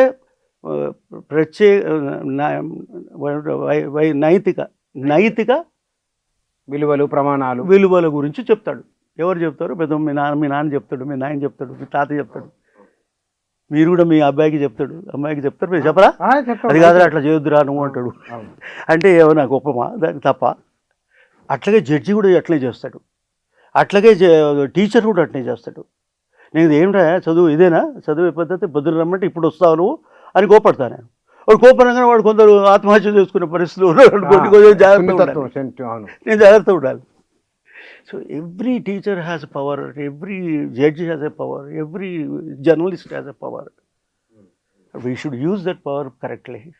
చట్టము నైతిక ప్రమాణాలు లేదా నైతికత అంశాలు తీసుకున్నప్పుడు సాధారణంగా మనం ఎటువైపు మొగ్గాలి? ఇప్పుడు ఎట్లా ఉంటుందంటే, ఇప్పుడు నేను ఒక పెద్ద అధికారంలో ఉండి నాకు ఎంత డబ్బులు నాకు నడుస్తున్నాయి, నాకు వస్తున్నాయి, ఎంత ఆస్తిపాస్తులు ఎంత ఉన్నాయని నేను అడగాలి, నేను చెప్పాలి. ఇది చట్టంలో ఏం లేదు. కానీ నీతి ఏమిటంటే నా దగ్గర ఎంత డబ్బు ఉందో నేను చెప్పాలి. అది నైతికత. మీ అమ్మాయి, మీ ఆవిడని కాదు, ఒక భార్య తన భర్త గారి జీతం ఎంత అని అడుగుతుంది. ఇవ్వాలా ఇవ్వద్దా? ఇవ్వాలిగా. ఇప్పుడు నేను చట్టంలో చెప్పాలి ఆ విషయం. భార్యాభర్తలు కూర్చుని ఇంత ఖర్చు అయింది, ఇంత ఎక్కువ అవుతుంది, మనం మాట్లాడుకుంటే బాగుంటుంది అనేది, ఇది నైతిక విలువలు. నైతిక విలువలు, నైతిక విలువలే చట్టాలుగా మారుతాయి. చట్టాలే రాజ్యాంగంగా మారింది. రాజ్యాంగమే ఒక నీతి ఉంది. మళ్ళీ రాజ్యాంగ నీతి అయింది. ఇప్పుడు రాజ్యాంగ స్ఫూర్తి అంటున్నాం. అంటే ఎక్కడి నుంచి వస్తున్నాయి, ఎక్కడికి వస్తున్నాయి ఇవన్నీ? ఎక్కడి నుంచి వస్తున్నాయి? రాజ్యాంగ నీతి నుంచి వస్తున్నాయి. నిజానికి రాజ్యాంగము చట్టం కాదు. మీరు ఆశ్చర్యపోతారు ఈ మాట చెప్తే. రాజ్యాంగం అంటే చట్టం కాదు. రాజ్యాంగం అంటే నీతి నియమావళి. నీతి నియమావళి. ఏమంటాడు, నువ్వు సరిగ్గా మాట్లాడాలి, నీకు స్వేచ్ఛ ఉంది, మాట్లాడే స్వేచ్ఛ ఉంది. స్వేచ్ఛ ఇవ్వలేదనుకో, అప్పుడు ఏం చేస్తావు? జైలు పడేస్తావా? అప్పుడు చట్టం తీసుకురావాలి, చట్టంలోకి రావాలి, ఐపీసీకి రావాలి. ఐపీసీలో నువ్వు కొట్టావు, ఇన్స్టెడ్ ఆఫ్ తిట్టడం కొట్టావు నువ్వు, కనుక నేను జైలు పంపిస్తా అంటాడు. ఇది అంటే ఒక నీతి ఒక చట్టంలాగా మారి, ఒక చట్టం నుంచి ఎన్నికైన ఒక న్యాయమూర్తి ఏర్పడి, ఒక న్యాయం ఏర్పడి, రాజ్యాంగం ఏర్పడి, దాని నుంచి ఒక తీర్పులు ఇచ్చే ఒక వ్యవస్థ ఏర్పడి, అది వ్యవస్థ. మీరన్నా న్యాయ వ్యవస్థ అన్నారు. ఆ న్యాయ వ్యవస్థ ఇది. ఇక్కడి నుంచి ఇట్లా వస్తుంది న్యాయ వ్యవస్థ. చిన్న విషయాలు మళ్ళీ. అయితే ఇది నేను ఒక మాట చెప్పదలుచుకున్నది ఏంటంటే, లాయర్ ఉన్న వ్యక్తి కనీసం కాన్స్టిట్యూషన్ ఆఫ్ ఇండియా చదవాలి, మినిమం. రాజ్యాంగం అట్లీస్ట్ ఏమంటుంది అని థర్డ్ చాప్టర్ చదవాలి, 3వ భాగం చదవాలి. చదివితే మన బాధ్యతలు ఏమిటో తెలుస్తాయి. బాధ్యతలు, హక్కులతో పాటు బాధ్యత పక్కనే ఉంటుంది. హక్కు వేరే, మళ్ళీ బాధ్యతగా వేరే ఉండదు. నా హక్కు ఏమిటో నీ బాధ్యత కూడా పక్కనే ఉంటుంది కదా. నా హక్కు నీ బాధ్యత. ఇప్పుడు నేను మాట్లాడుతున్నా, మీరు వినే బాధ్యత. మీరు చెప్తున్నారు, నేను అవునా అని అంటుంటాను. ఎవరిది హక్కు? నాదా మీద? నా బాధ్యత మీ హక్కు, నా హక్కు మీ బాధ్యత. ఇవి రెండు కలిసి ఉంటాయి సార్, తప్పగా విడిగా ఉండవు. అన్నీ ఇట్లా విడివిడిగా ఉండవు, అన్నీ కలిసి ఉంటాయి. చాలామంది రాజకీయ నాయకులు కోర్టుల పైన వ్యాఖ్యలు చేస్తూ ఉంటారు, స్టేట్మెంట్లు ఇస్తూ ఉంటారు. దాన్ని ఎట్లా అర్థం చేసుకోవాలి? ఇదే సమస్య. మీరు ఒకవేళ రాజ్యాంగం ప్రకారంగా ఒక జడ్జిమెంట్ ఇచ్చిన తర్వాత, ఆ జడ్జిమెంట్లో తప్ప ఒప్ప అనే ఆలోచన చర్చించే అధికారం నాకు కూడా ఉంది, మీకు కూడా ఉంది. ఇప్పుడు ఈ జడ్జిమెంట్ కరెక్ట్ కాదు. ఇప్పుడు ఈయన ఉన్నారు, మన బీసీఐ చైర్మన్ ఉన్నాడు. బీసీఐ చైర్మన్ చట్టానికి వ్యతిరేకంగా మాట్లాడాడు, రాజ్యాంగానికి వ్యతిరేకంగా మాట్లాడాడు. అప్పుడు మరి క్వశ్చన్ చేయాలన్నా చేయొద్దా? అదే జడ్జి కూడా ఒప్పుకున్నాడు అనుకో. ఒక కోర్టుకు పోయి జడ్జి అన్నాడు, జడ్జి అట్లా ఒప్పుకున్నాడు అనుకో, అప్పుడు ఏం చేయాలి? మీకు ఒక సంఘటన చెప్తాను, వెరీ ఇంట్రెస్టింగ్ క్వశ్చన్ ఒకటి. ఏంటంటే, మనం ఆంధ్రప్రదేశ్లో ఒక జడ్జి గారు ఒక లాయర్ గారికి పైకి ఒక పేపర్ ఇవ్వబోతుంటే, ఆ చేతిలో ఉన్న ఫైల్ మొత్తం కింద పడింది. కింద పడే వరకు ఆయన కోపం వచ్చింది, జడ్జి గారికి కోపం వచ్చింది. ఏం కోపం వచ్చిందంటే, మాత్రం సరిగ్గా పెట్టుకోలేవు, నువ్వు పుస్తకాలు సరిగ్గా నిలబెట్టుకోలేవా, పుస్తకాలు కింద పడేస్తావా, ఫైల్స్ కింద పడేస్తావా, రేపు లాయర్కి జడ్జి గారికి ఇవ్వాల్సిన పుస్తకాలు కింద పారేస్తావా, నీకు బుద్ధి ఉందా అని అంటున్నాడు. అంటే సారీ సార్, పొరపాటు అయింది, చేతిలో జారింది సార్ అంతే అని చెప్తున్నాడు. మరి చేతిలో జారిపోయినప్పుడు నువ్వేం చేయాలండి? సారీ అంటే సరిపోతుంది, అయిపోతుంది. కానీ ఆయన లేదు నువ్వు కావాలని చేసిన ఇది అంటాడు ఆయన. ఎవరు? జడ్జి గారు అన్నారండి. ఇది ఎప్పుడు? ఇది మొన్న అయింది, మార్చిలో జరిగింది, మార్చిలో జరిగింది. జరిగితే ఆ పేర్లు గీళ్ళు అక్కర్లేదు. అయితే ఆ పేరు మనకు అక్కర్లేదు, ఉదాహరణ సరిపోతుంది అని అంటే, ఆయన ఏం చేశాడు, పోలీసులను కూడా పిలిపించేసి అరెస్ట్ చేయించాడండి వాడిని. అయ్యో, ఇది లాయర్ని అరెస్ట్ చేస్తే వాడు లోపల కూర్చోవాల్సి వచ్చింది. ఇప్పుడు ఏం చేయాలండి? వెంటనే బీసీఐ చట్టానికి బీసీఐ చైర్మన్కి పంపాల్సి వచ్చింది. బీసీఐ చైర్మన్ చాలా చక్కగా మాట్లాడాడు. అందుకే బీసీఐ చైర్మన్ వెంటనే తిట్టొద్దు కూడా, ఇది మంచి జడ్జిమెంట్ ఇచ్చాడు, ఆలోచించాడు. కానీ అది ఏం చేసి ఈలోగా హైకోర్టుకు పోయింది. హైకోర్టు పోయిందండి, చిన్న విషయం. హైకోర్టు పోగానే హైకోర్టు ఏమమ్మా మీరు చిన్న చిన్న విషయాల్లో మీరు మా దాకా వస్తారా, మీరు అక్కడే మీరు సెటిల్ చేసుకోండి అని అన్నాడు. పాప మంచిగా చెప్పాడు ఆయన. ఎందుకంటే జడ్జిని తిట్టాలా, లేకపోతే ఈ లాయర్ని తిట్టాలా, లేకపోతే చుట్టూన వాళ్ళని తిట్టాలా, నన్ను తిట్టాలా, మిమ్మల్ని తిట్టాలా తెలియదు. అప్పుడు వాళ్ళు అన్నారు సారీ ఐఎమ్ సారీ అని ఆయన అన్నాక అప్పుడు వాడు, కానీ ఈలోగా నువ్వైతే జైల్లో ఉన్నావా, ఎంత అన్యాయం అండి. అంటే జడ్జిగా న్యాయంగా ఉన్న మాటల్లో కూడా తప్పులు వస్తాయి, ఒప్పులు వస్తాయి. రకరకాలుగా ఆలోచన చేసుకుంటూ ఉంటారు. అక్కడ మళ్ళీ నీకు సద్బుద్ధి రావాలా, అక్కడ కూడా సద్బుద్ధి రావాలి. వాడిని క్షమించవచ్చు కదా, ఏమైంది నీ బుళ్ళు ఏమైంది అక్కడ, చిన్న చిన్న విషయం అది. ఐఎమ్ సారీ అంటే ఓకే ఈసారి జాగ్రత్తగా ఉండు అంటే అయిపోయా.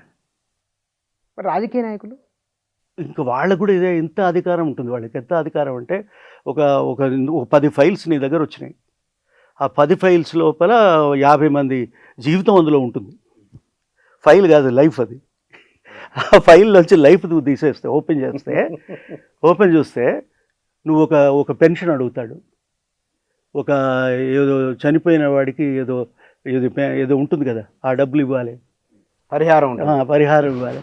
ఇవి నువ్వు ఇవ్వడానికి నువ్వు కూర్చొని నువ్వు నిర్ణయించకుండా న్యాయంగా నిర్ణయించకపోతే నువ్వు కూడా జడ్జిమెంటే, నీది కూడా జడ్జిమెంటే. కాకపోతే ఏంటంటే ఒక రాజ్యాంగ వ్యవస్థల్లో ఉన్న ఈ న్యాయ గురించి మనం మాట్లాడాము. ఇది ఏమంటారు మరి, ఎగ్జిక్యూటివ్ ఏం చేస్తుంది? ఎగ్జిక్యూటివ్లో అందరూ ఏమంటారు, ఆఫీసర్లు ఉంటారు. నిజానికి ఈ సుప్రీంకోర్టు, హైకోర్టు, కింది కోర్టు కలిసి క్వశ్చన్ చేయటానికి ముందే మీరు న్యాయం చేసుకోవచ్చు. ఎవరు? అధికారి. మరి ఆ అధికారి నువ్వు ఆ పని చేయకపోతే ఎగ్జిక్యూటివ్ దగ్గర నీకు పొరపాటు చేసినప్పుడు మరి నేను జడ్జి దగ్గర పోవాల్సి వస్తుందా కదా? తప్పెవరిది? మీది తప్పు. అయితే ఈ తప్పులన్నీ వాడు నీకు పెన్షన్ కోసం కూడా నువ్వు కోర్టుకు పోవాలా?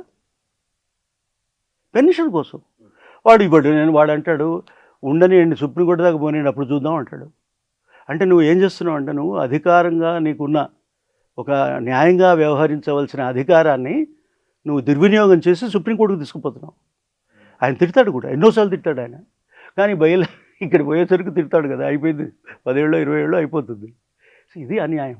కానీ రాజకీయ నాయకులు అంటారు కోర్టులు తమ పరిధిని అతిక్రమిస్తున్నాయి అని రాజకీయ నాయకులు కామెంట్లు చేస్తుంటారు. పరిధిలోకి పోతున్నాము, దాటుతున్నాము అని అంటాడు. అది కరెక్టే, పరిధి దాటింది అని అనిపిస్తోంది నాకు అంటాడు. అందులో తప్పేం లేదు, విమర్శ. కానీ ఒకవేళ కాలేదనుకో అప్పుడు కంటెంప్ట్ ఆఫ్ కోర్ట్ అవుతుంది. ఇప్పుడు అదే ఇక్కడ మళ్ళీ న్యాయం వేరు, తిట్టు వేరు. విమర్శ వేరు, దుర్భాష వేరు. దుర్భాష ఒప్పుకోరు ఎవరు, బూతులు అసలే ఒప్పుకోరు కదా. అవును. మరి మనం ఈ మధ్య ఏం చేస్తున్నాం, మనం అందరూ రాజకీయ నాయకులు ఎంతమంది మాట్లాడుతున్నారు, ఏం మాట్లాడుతున్నారు, ఏం భాష, ఇక నేను మాట్లాడితే నేను తిట్టినట్టు అవుతుంది. అవునవును. అది మరి ఎట్లా మరి, ఇది బేసిక్ యొక్క నైతిక విలువలు తగ్గిపోతున్నాయి, రోజుకు తగ్గిపోతున్నాయి. ఇప్పుడు పార్లమెంట్లో ఉన్నాడండి, పార్లమెంట్లో నువ్వు ఒక ఎంపీలందరూ చాలా విలువైన సమయాన్ని వాడుకోవాలి. వచ్చి కూర్చొని ముందు రావు, వచ్చిన తర్వాత ఆ చట్టం యొక్క బిల్లు వస్తుంది కదా, బిల్లు చదవవు. బిల్లు నేను ఒప్పుకుంటా, లేకపోతే వాడు ఒప్పుకోడు. వీడు అయినా ఒప్పుకుంటాడు, లేదా ఆడైనా ఒప్పుకోడు. అంతేగాని ఇందులో ఏముందో, తప్పుందో ఒప్పుందో వాడు చూడడు. ఆ చట్టం అయిపోతుంది. ఆ చట్టం అయిపోయినాక అరే మాకు తెలియదండి, ఇది నేను అనుకోలేదు, ఇది అనుకునేదే ఉంది, అక్కడ అయిపోయింది అక్కడ చట్టం. అప్పుడు సుప్రీంకోర్టు పోవాలి. అంటే నువ్వేం చేస్తున్నావు, నీ పని నువ్వు సరిగా చేయకపోతే ఇంకో భాష, ఇంకొక సీట్కి వెళ్ళాల్సి వస్తుంది. అంతే అంతే. ఆఫీస్ ఉంది, ఆఫీసులో ఈ కింది ఆఫీసర్ ఇయ్యాడు, పై ఆఫీసర్ ఏమా ఇంత చిన్న విషయం నువ్వు వాడిని అడుగుతాను ఇచ్చేసి అంటాడు, ఇవ్వడు, లంచాలు అడుగుతాడు. ఇది నైతిక విలువల యొక్క.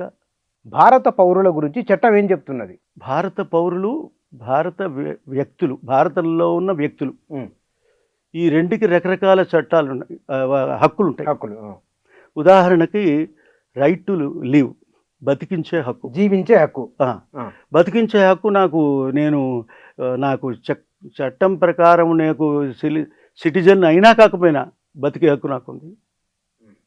ఆ బతికే హక్కులో పెన్షన్ కూడా ఉంది. రేషన్ ఇవ్వాలి. తిట్టి లేనివాడు గారు కాదు, తిండి లేనివాడిని నేను, బిచ్చపు వాడు, మిచ్చం చేసుకొని బతుకుతున్నాడు, వాడికి కొంచెం తిండి పెట్టడంలో నీకేం తప్పు ఉంది? పొద్దునే తిట్టవచ్చు కదా, పొద్దునే తినిపించవచ్చు కదా టిఫిన్.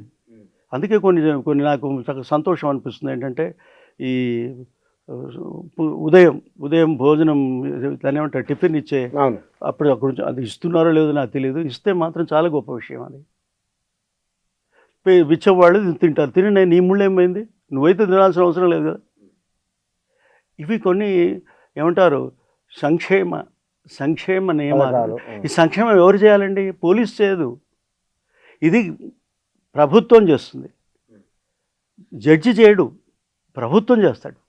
ప్రభుత్వ పనులే గొప్పవే నన్ను అడిగితే. అందుకే అక్కడ నువ్వు నా హక్కుగా ఉండే, పౌరుడిగా ఉండే హక్కు, మనిషిగా ఉండే హక్కు. ఇప్పుడు నేను మనిషినా కాదా? పౌరుడికి కాకముందు నేను మనిషి. నేను 18 సంవత్సరాల వచ్చేదాకా నాకు ఈ ఓటు వేసే హక్కు కూడా నాకు లేదు కదా. మరి బతికించే హక్కు ఉందా లేదా? ఉంది. అయితే ఇవన్నీ మనము చిన్న విషయాలే, మామూలు విషయాలే, కానీ అది చదువుకుంటేనే అది అర్థమవుతుంది, లేకపోతే అర్థం కాదు. ఆ కనుక రాజ్యాంగం చాలా గొప్పది, మన రాజ్యాంగం చాలా గొప్పది. అయితే ఇప్పుడు నేను మొన్న ఒక క్వశ్చన్ అడిగాను, దీన్ని ఏ రాజ్యాంగాన్ని మేము అనుసరించాలండి? మారుతున్న రాజ్యాంగాన్న, నిన్నటిదాకా ఉన్న రాజ్యాంగాన్ని మార్చాలా, కావాలా, ఏదడగాలి అని అడిగాను నేను. మై క్వశ్చన్ ఇస్ దిస్: ఇష్టం వచ్చినట్టుగా మీరు మారుస్తున్నారు రాజ్యాంగాన్ని, అది తప్పు, అది రాజ్యాంగ వ్యతిరేకం అని నేను అంటాను. ఒక లెవెల్లో మనం మాట్లాడుతాం, వేరే లెవెల్లో. అదే మనం ఇంకా 1950 మాట్లాడితే ఎట్లా? 2026లో ఏం చేస్తున్నావు నువ్వు? That is question. 2026లో వచ్చి నేను ఈ బ్యాచ్ వాళ్ళని నేను రాని అన్నది కోర్టుకు రాని అను అంటే దుర్మార్గం కదా. మన దేశంలో ఆందోళన చేస్తున్న విద్యార్థులు లేదా భారత రాజ్యాంగాన్ని పదే పదే ప్రస్తావిస్తున్నారు, రాజ్యాంగాన్ని పట్టుకొని వస్తున్నారు. దీన్ని మనం ఎట్లా అర్థం చేసుకోవాలి? అదే నాకు ఇది ఇంతకుముందు ఎన్నికల్లో ఇది చూపడం అనేది మన ఈయన గారు రాహుల్ గాంధీ వాళ్ళందరూ మిగతా వాళ్ళు కూడా చూడాల్సిన అవసరం వచ్చింది. ఇప్పుడు అందరూ పట్టుకోదు. I'm very happy about it.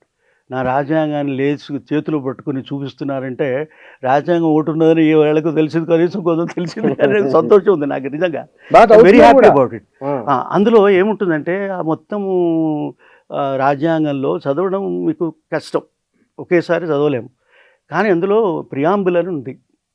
Preamble చదివితే ఒక మంత్రంలాగా ఉంటుందండి. అది ఒక జాతీయ గీతం లాగా ఉంటుంది, జాతీయ గీతమే లాగా ఉంటుంది. ఏది పీఠికే అట్లా ఉంటుందండి, అందంగా ఉంటుంది, ఒక పాటలాగా ఉంటుంది, ఒక పాఠంలాగా ఉంటుంది. అది చదివితే మీకు నిజంగా చెప్తున్నాను, ఆ ఎసెన్స్ మొత్తం అందులో ఉందండి. కానీ అట్లీస్ట్ నువ్వు పీఠిక చదువు. ఇక్కడ మీకు ఢిల్లీలో ఏం జరిగిందో తెలుసా? ఈ ఎన్నికలకు ముందు వాళ్ళు నా జడ్జిమెంట్, నా రాజ్యాంగంలో ఉన్న పీఠిక నేను చదువుతానని చెప్పి చదివాడండి. ఇక్కడ జనం మధ్య చదివితే వాడిని అరెస్ట్ చేసి లోపల పడేశారు. పీఠిక చదువుతూ నిరసన చెప్తూ పీఠిక చెప్పాడు. పీఠిక చదువుతూ నువ్వు నిరసన చేస్తావా అని చెప్పి వాడి మీద కేసు పెడితే ఢిల్లీ కోర్టు, జిల్లా కోర్టు ఆయనని విడుదల చేసింది. విడుదల చేసి ఏమన్నాదంటే, నువ్వు నిరసన చేస్తే, విమర్శ చేస్తే అది వేరే విషయం. అవును, పీఠిక చదివితే నీ ప్రాబ్లం ఏంటి? What is your problem with the పీఠిక? Preamble reading. చివరికి ఏం చేయాల్సి వచ్చిందంటే ప్రియాంబుల్ చదివే హక్కు మీకుంది అని చెప్పాల్సి వచ్చింది. అంతేకాదు, చివరికి ఏమైంది, ఈ మన మోడీ గారు, ఈ పార్లమెంట్లో ఉన్నవాళ్ళు, అధికారంలో ఉన్న వాళ్ళందరూ చివరికి పొద్దునే లేవంగానే పీఠిక చదవాల్సిన బాధ్యత తీసుకొచ్చి పెట్టారు. రోజు కాదు, ఏదైనా అవసరం సందర్భాలు వచ్చినప్పుడు పీఠిక చదవాల్సిన బాధ్యత ఉందని చెప్పారండి. అంటే ఎన్ని మార్పులు వస్తాయి చూడండి దీంట్లో. పాతదే 1950, but today we are still using it. We are use మన అక్షరాల్లాగా. అక్షరాలు ఎట్లయితే గుర్తున్నాయో అట్లనే ఇవి కూడా గుర్తుండాలి. భారత రాజ్యాంగం. కానీ మన న్యాయ వ్యవస్థ ప్రజా ప్రయోజన వ్యాజ్యం తనకు తాను కొన్ని గుర్తిస్తుంది, ప్రజలకు ఇబ్బంది కాకుండా. మహా అద్భుతమైన విషయం, గొప్పదండి, చాలా గొప్ప విషయం. ఇంత గొప్ప విషయాన్ని ప్రజలకు మరింత అర్థం చేయించాలంటే చేస్తూనే ఉండాలి, చేయాల్సిన కార్యక్రమం ఉండాలి. అంటే నేను ఒక 2-3 మాటలు చెప్తాను. దానికన్నా ముందు మనం ప్రియాంబుల్లో పీఠికలో అన్ని శక్తుల గురించి, అన్ని న్యాయ శక్తుల గురించిన విషయం అందులో ఉంది. ఆ తర్వాత ఏమైంది, 1950 తర్వాత 1975లో సమస్యలు వచ్చినాయి. అది 1975కు ముందు 1973లో ఒక గొప్ప జడ్జిమెంట్ వచ్చిందండి. సుప్రీంకోర్టు జడ్జిమెంటు 13 మంది కలిసి జడ్జిమెంట్ ఇచ్చారు. అంతమంది జనరల్గా జడ్జిమెంట్ ఇవ్వరు కలిసి. ఆ జడ్జిమెంట్లో ఏముందంటే బేసిక్ స్ట్రక్చర్ని ప్రొటెక్ట్ చేసుకోవాలి అని చెప్పారు. నిజానికి 1950లో ఈ మాట లేదు అందులో, కానీ బేసిక్ స్ట్రక్చర్ ఉంది. దాన్ని నేను ఎక్స్ప్లోర్ చేస్తున్నాను, అది ఉంది అని నేను నీకు చెప్తున్నాను అంతే. కానీ అది చెప్పకపోతే వీడికి తెలియదు, చెప్పాలి. బేసిక్ స్ట్రక్చర్ ఉంది అని చెప్పి ఈ బేసిక్ స్ట్రక్చర్ అంటే ఏమిటో కూడా చెప్పాడు. ఏమని చెప్పారు? ఇది జడ్జిలు 13 మంది జడ్జిలు చెప్పిన ఆ జడ్జిమెంటు ఎంత అద్భుతమైన జడ్జిమెంట్ అంటే, మీరున్న పీఠికకు అదనం ఇది, ఇవాళ సరిపోయేది అది 1973 యొక్క గొప్ప బేసిక్ స్ట్రక్చర్. ఇవాళ బేసిక్ స్ట్రక్చర్ పట్టుకొని ఏం చేయలేని పరిస్థితిలో ఉన్నారు. బేసిక్ స్ట్రక్చర్ ఉంది కనుక బేసిక్ స్ట్రక్చర్ కూడా మార్చాలి అని మాట్లాడుతున్నారు. ఇది తప్పు. ఓకే, అది వదిలేయండి. తర్వాత ఏమైంది, 1975లో ఈ ఎమర్జెన్సీ వచ్చింది. ఎమర్జెన్సీలో అన్ని అన్యాయాలు వచ్చేసినాయి. అన్యాయాలు వచ్చిన తర్వాత పార్టీ ఓడిపోయింది, కాంగ్రెస్ పార్టీ ఓడిపోయింది. తర్వాత జనతా పార్టీ గెలిచింది. జనతా పార్టీ 2.5 సంవత్సరాల్లో మొత్తం దేశాన్ని మార్చేసింది. ఎంత అద్భుతంగా మార్చేసిందంటే, ఒక ఎన్నికల్లో వచ్చిన ఒక బలం ఎక్కడి నుంచి వస్తుంది? సుప్రీంకోర్టు నుంచి రాలే, పార్లమెంట్ నుంచి రాలే, ఓటు నుంచి వచ్చింది. ఆ ఓటు నుంచి వచ్చిన అద్భుతమైన బలాన్ని ఒక ప్రభుత్వాన్ని మార్చేసింది. ఏ ప్రభుత్వాన్ని? ఎమర్జెన్సీ చేయించిన ప్రభుత్వాన్ని మార్చేసింది. మార్చిన తర్వాత ఏమైంది? అంతకుముందు ఒక మాట చెప్పాలి. మీరు ఇంతకుముందు అడిగిన ప్రశ్నకు సంబంధించిన ప్రశ్న ఇది. ఏంటంటే, మా ఎమర్జెన్సీలో బతికించే హక్కు లేదు అని చెప్పాడండి జడ్జి గారు. నమస్కారం పెట్టండి.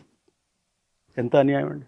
అంటే ఎమర్జెన్సీ కాలంలో ఎవరినైనా చంపేయచ్చు అన్నట్టు, జీవించే హక్కు రద్దు అయిపోయినట్లు, రద్దు చేస్తుందంటే ఉంటుందండి అట్లా రద్దు.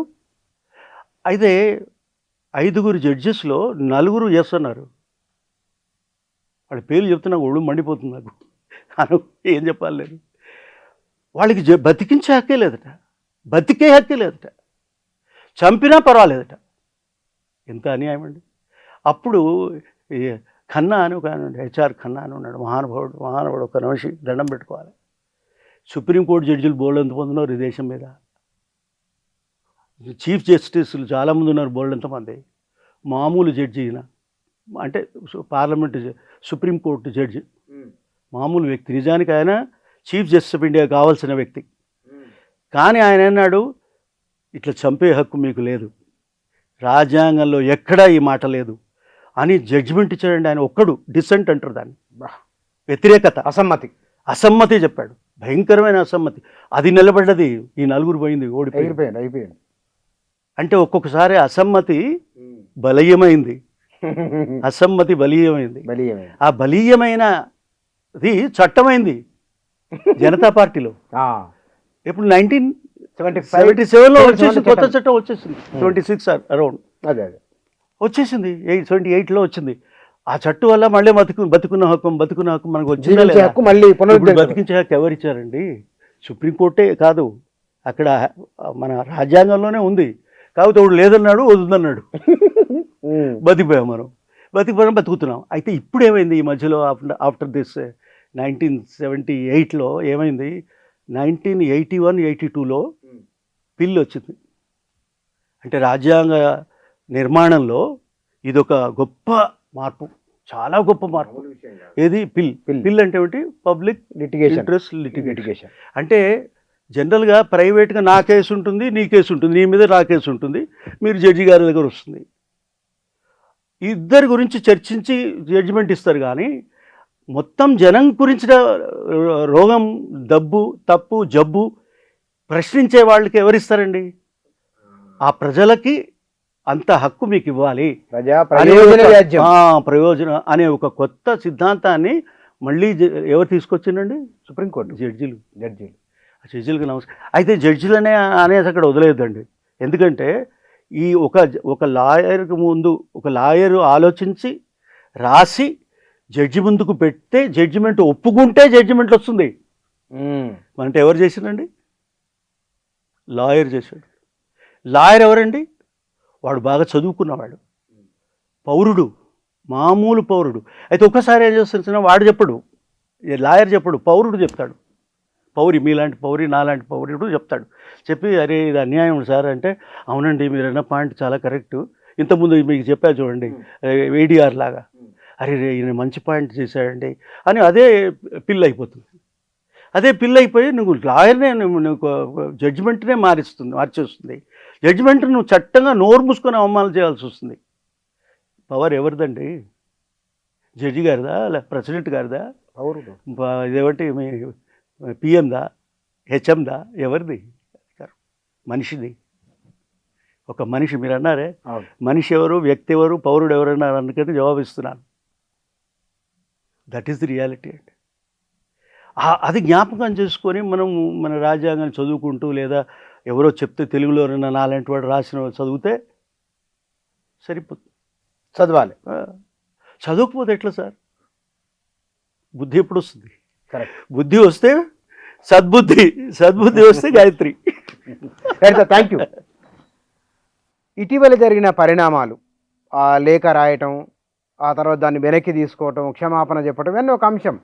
కానీ మొత్తమే ఆయా ఘటనలు, పర్యవసనాలు, పరిణామాలు, ఇవన్నింటినీ ఎట్లా అర్థం చేసుకోవాలనే అంశాలకు సంబంధించి వారి సూచన, సలహాలు, విశ్లేషణ ఇది. Thank you.